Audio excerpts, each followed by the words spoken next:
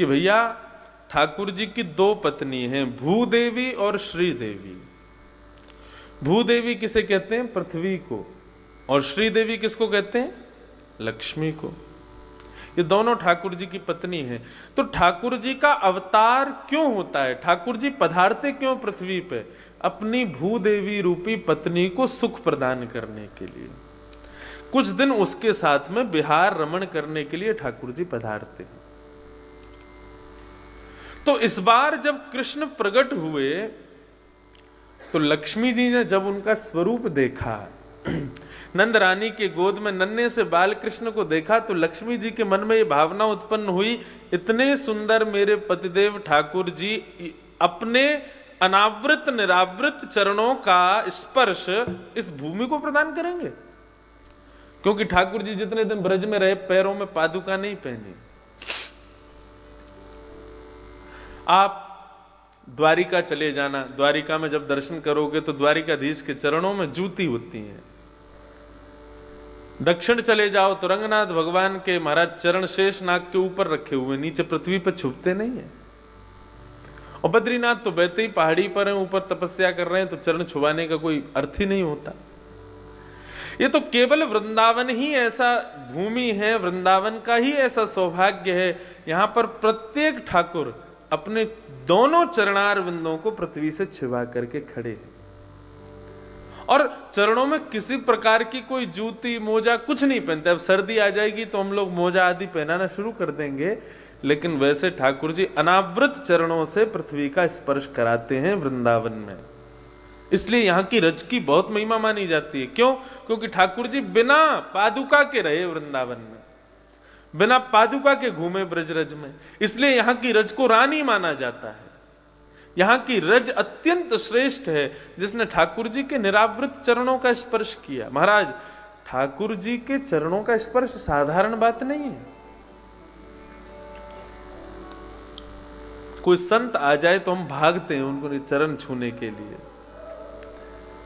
विचार करो, इतने संतों के अधिपति, पूरे विश्व के अधिपति ठाकुर जी के चरणों का स्पर्श कितना बड़ा सौभाग्य प्रदान करता है।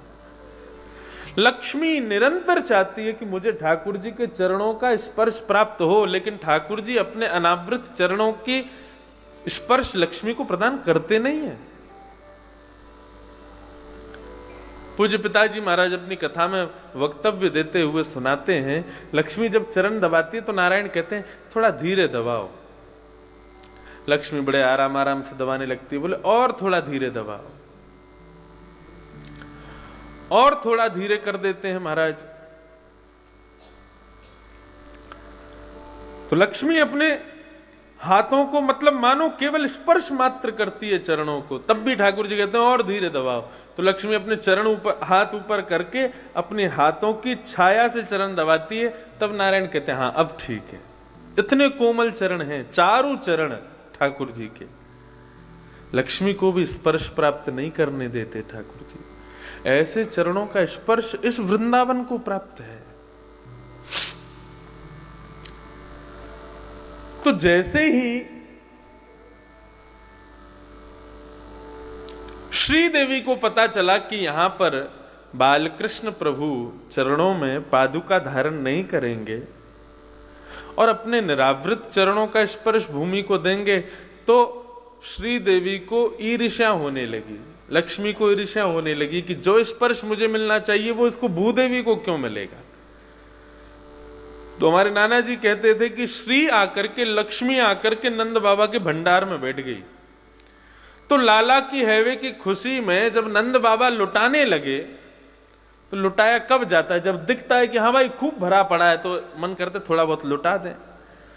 कहते हैं, बोले कि जब नंद बाबा लुटाते तो श्री दुगनी होकर के बैठ जाती, बोले ताकि इतना लुटावे, इतना लुटावे, इतना लुटावे, ब्रजवासियों की जेब भर जाए, घर भर जाए, कहीं रखने को जगह ना मिले, तो स्थिति क्या हो जाएगी? बोले लुटाते लुटाते नंद बाबा के हाथ से निकले हुए सोने चांदी आदि सब पृथ्वी पर आकर के परत बना लेंगे। तो जब श्याम सुंदर यहाँ पर चला करेंगे तो जो स्पर्श भूमि को मिलना चाहिए वो भूमि को ना मिलकर मुझे मिला करेगा। इसलिए नंद बाबा के भंडार कोष में आकर के लक्ष्मी विराजमान हो गई। नंद बाबा खूब लुटा रहे हैं और स्थिति ऐसी हो गई 2-4 दिन में कि ब्रजवासी लूट लूट के थक गए। तो क्या करते थे, जितना लूटा वो ब्रजवासी आगे लुटा देते थे। एक दिन ऐसी स्थिति हो गई कि पूरे ब्रजमंडल के ब्रजवासियों के पास जगह नहीं बची लूटे हुए सामान को रखने की। तो क्या करने लगे, बोले सब फेंकने लगे। तो पूरी पृथ्वी पर महाराज लक्ष्मी ही लक्ष्मी रज के रूप में विद्यमान हो गई। और फिर ठाकुर जी ने भूदेवी श्रीदेवी दोनों को सुख प्रदान किया, एक साथ अपने चरणों का अनावृत स्पर्श प्रदान किया। लक्ष्मी की वर्षों की जो इच्छा थी वो व्रजधाम में पूरी हुई, ठाकुर जी के चरण स्पर्श की। ऐसी स्थिति जन्मोत्सव के समय हुई है। सारे ब्रजवासी प्रेम आनंद से उमंग में भर करके नृत्य कर रहे हैं, गा रहे हैं। तभी कंस ने अपने यहाँ पर पूरी महाराज राक्षसों की टोली बुलाई और बताया कि कल नंदरानी हमारी देवकी के गर्भ से एक बालिका ने जन्म लिया और उसने मुझको बताया कि मेरे अष्टम गर्भ देवकी के अष्टम गर्भ मेरे काल ने ब्रजमंडल में कहीं जन्म ले लिया, खोजो कहाँ है। तो सबसे पहले हाथ उठाया पूतना ने, बोले ये काम मुझको प्रदान किया जाए। मैं घर घर में जाऊंगी, 10 दिन के भीतर जितने बालकों ने जन्म लिया सबको अपने स्तन का पान कराऊंगी, स्तन में कालकूट विष लगा करके जाऊंगी, बालक स्तनपान करेगा, उसकी मृत्यु हो जाएगी। इसी बीच में आपके शत्रु कृष्ण की भी मृत्यु हो जाएगी। कंस कहने लगा तुमको घर में घुसने कौन देगा, इतनी राक्षसी जैसा तुम्हारा स्वरूप, इतने बड़े बड़े दांत, बड़े बड़े नाखून तुम्हारे, कौन आने देगा घर में। महाराज मैं मंत्र विद्या से अपना रूप बदल लूंगी।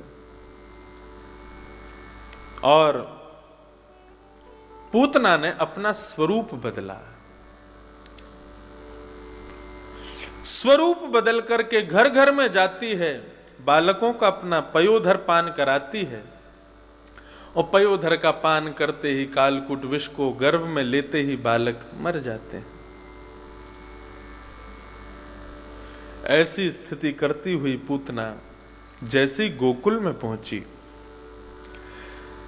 गोकुल में देखा अबीर गुलाल उड़ाए जा रहे हैं, खूब आनंद निमग्न होकर के सब ब्रजवासी गा रहे हैं। तभी पूतना ने मन में विचार किया, हो ना हो महाराज कंस के शत्रु ने यहीं जन्म लिया है। पूतना पधारी गोकुल में। बंधुओं बहुत ध्यान से सुनिएगा, सावधानियों से सुनिएगा इस प्रसंग को।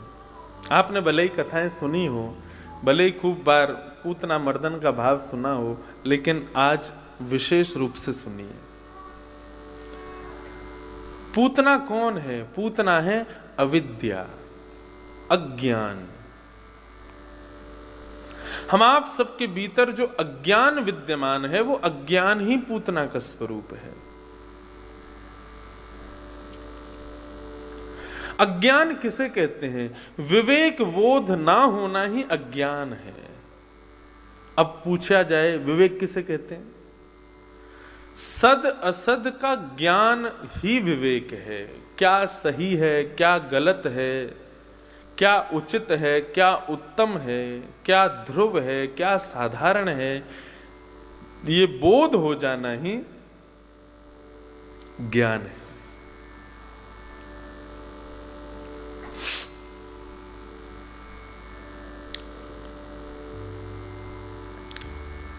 मनोरंजन पिक्चर देख के भी होता है लोगों का,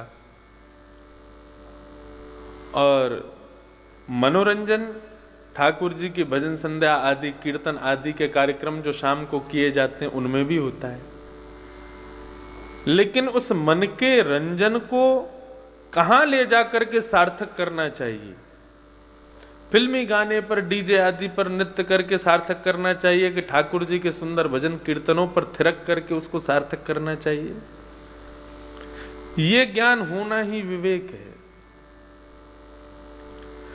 साधारण भौतिकवाद, चतुर्विध पुरुषार्थ की प्राप्ति का ज्ञान लेना विशेष है कि ठाकुर जी की प्रेम भक्ति का आस्वादन करना विशेष है।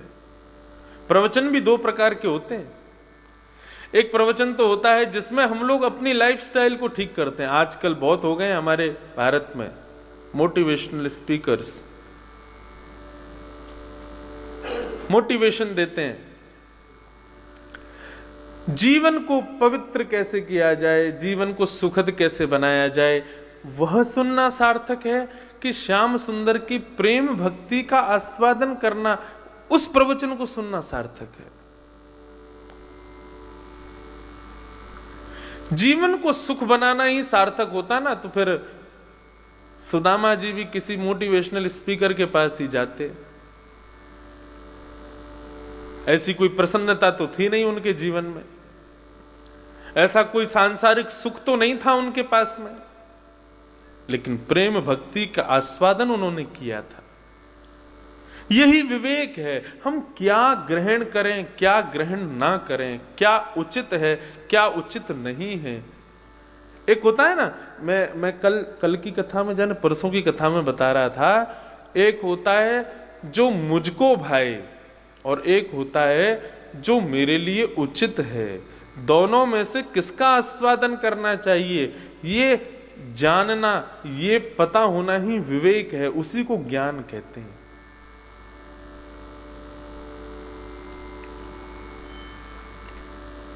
आदमी तंबाकू खाता है, सिगरेट पीता है, ये उसको नहीं चाहिए, ये उसके लिए नहीं है, उसको चाहिए, बस उसके मन को भाता है, लेकिन उसके लिए उचित नहीं है। जिस दिन ये विवेक हो जाएगा उसी दिन वो ज्ञानी माना जाएगा। और जब तक वो इसी अज्ञान में रहेगा कि नहीं ये मेरे मन को भाता है, मैं लेता ही रहूं, ये मन को भाने वाली बात ही, यही पूतना है हमारे भीतर। इसी को अज्ञान कहते हैं, अविद्या कहते हैं।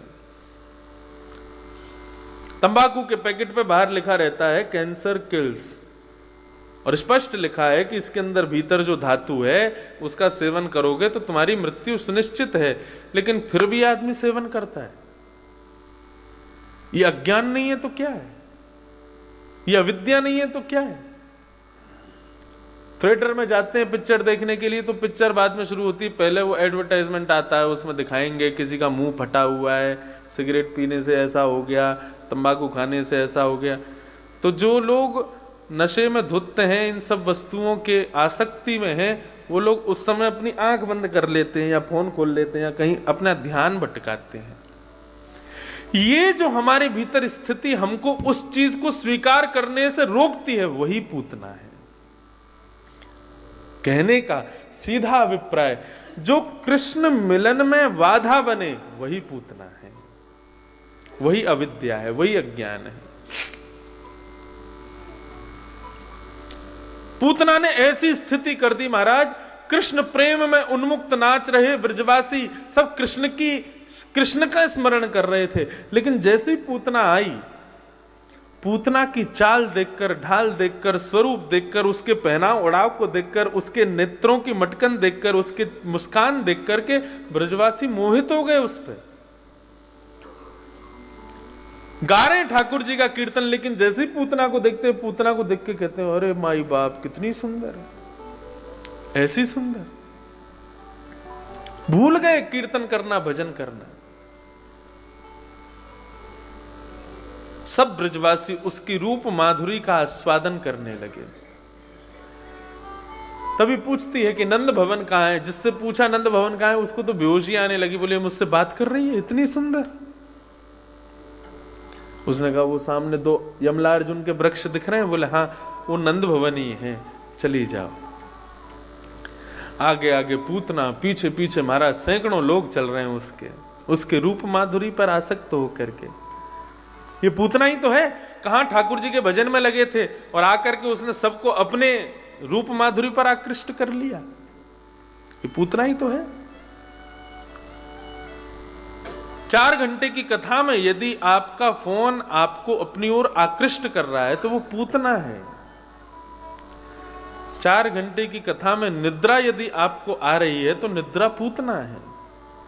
4 घंटे की कथा में कुछ खाने की पीने की इच्छा हो रही है तो खाने पीने के पदार्थ भी उस समय पूतना के स्वरूप हैं, उनसे बचो। भगवत कार्य के मध्य में यदि कोई विक्षेप डाले उसको पूतना समझना। पूतना ने जैसे नंद भवन में प्रवेश किया, नंद रानी यशोदा गोद में नन्हे से 6 दिन के कन्हैया हैं उनको खिला रही थी, और जैसे ही यशोदा मैया ने देखा पूतना के रूप को देख करके यशोदा मैया भी बावली हो गई। आहा कितनी सुंदर। और विधाता को कोसने लगी, अरे विधाता या तो मेरे लाला को कुछ दिना पहले जन्म दे देतो या फिर याकू कुछ दिना बाद में देतो, तो अपने लाला को भैया यही तो कर देती, इतनी सुंदर।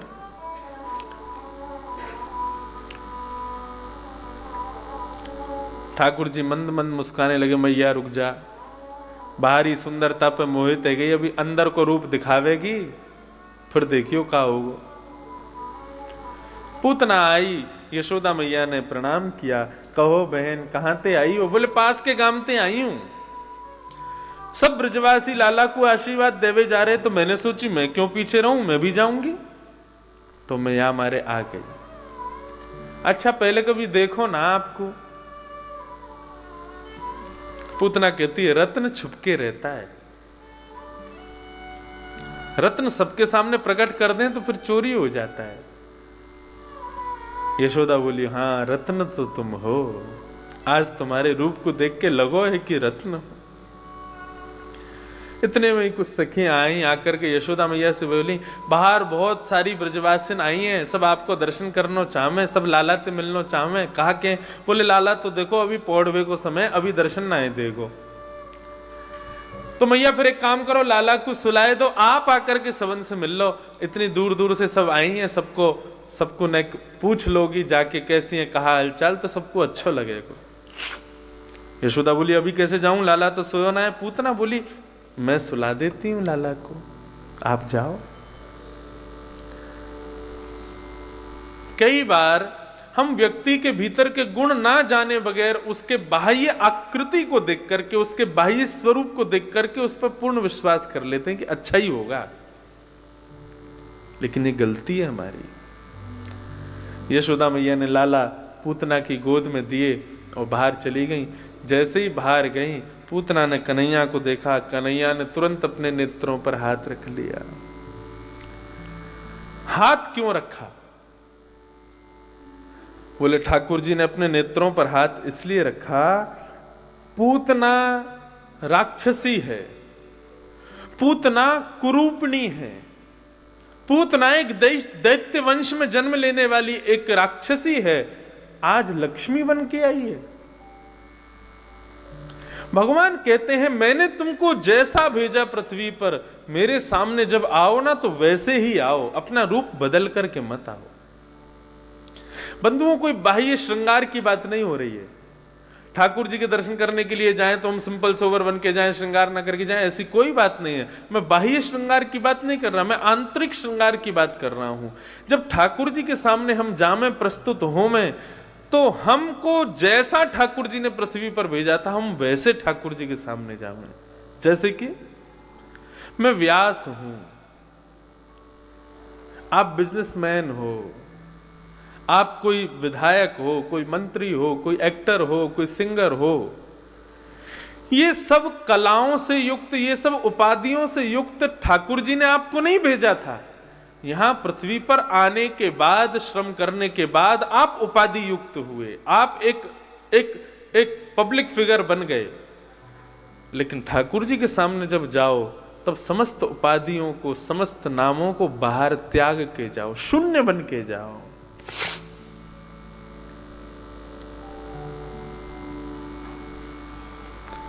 ठाकुर है तू मैं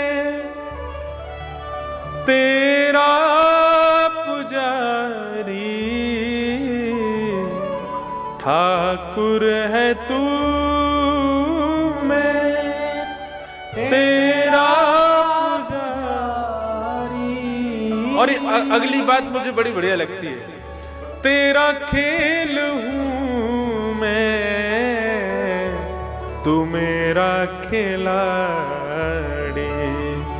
तेरा खेल हूं मैं, तू मेरा खिलाड़ी। इस भावना से जाना है ठाकुर जी का दर्शन करने। हम कठपुतली तेरे हाथ की, चाहे तुझे से न चाले मुरलिया वाले, चाहे जैसे न चालो। इस स्थिति के साथ में ठाकुर जी का दर्शन करने के लिए जाना है। अपनी उपाधियों को त्यागो।